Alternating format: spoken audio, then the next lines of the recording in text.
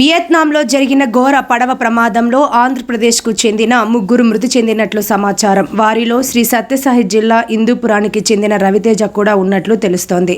పూర్తి వివరాలు అధికారికంగా రావాల్సి ఉంది. వియత్నాంలో పర్యాటకుల కోసం ఏర్పాటు చేసిన బోటు విహారయాత్రలో ప్రమాదం చోటు చేసుకుంది. బోటు బోల్తాపడటంతో పలువురు ప్రాణాలు కోల్పోయారు. ఒక మొబైల్ కంపెనీ తమ డిస్ట్రిబ్యూటర్లను వియత్నాం టూర్కు తీసుకెళ్లినట్లు సమాచారం. ఈ టూర్లో పాల్గొన్న వారిలో ఆంధ్రప్రదేశ్కు చెందిన 3 మృతి చెందినట్లు తెలుస్తోంది.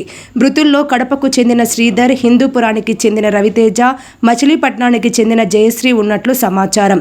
అదే బృందంలో ఉన్న కడపకు చెందిన మరో వ్యక్తి బోటు ఎక్కకపోవడంతో ప్రాణాపాయం నుంచి బయటపడినట్లు తెలుస్తోంది. ఈ ప్రమాదానికి సంబంధించిన పూర్తి వివరాలు, అధికారిక ప్రకటన కోసం కుటుంబ సభ్యులు ఎదురుచూస్తున్నారు. మా తమ్ముడు రవితేజ మొన్న 8వ తారీఖు లావా డిస్ట్రిబ్యూటర్ వాళ్ళు అరేంజ్ చేసిన ట్రిప్లో వియత్నాంకు పోయినాడు.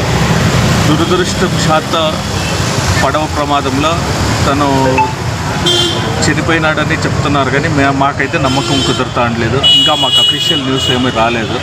ఆ భగవంతుడు ఒకటే ప్రార్థిస్తాండం, అది నిజం కాకూడదని మాత్రమే కోరుకుంటాం.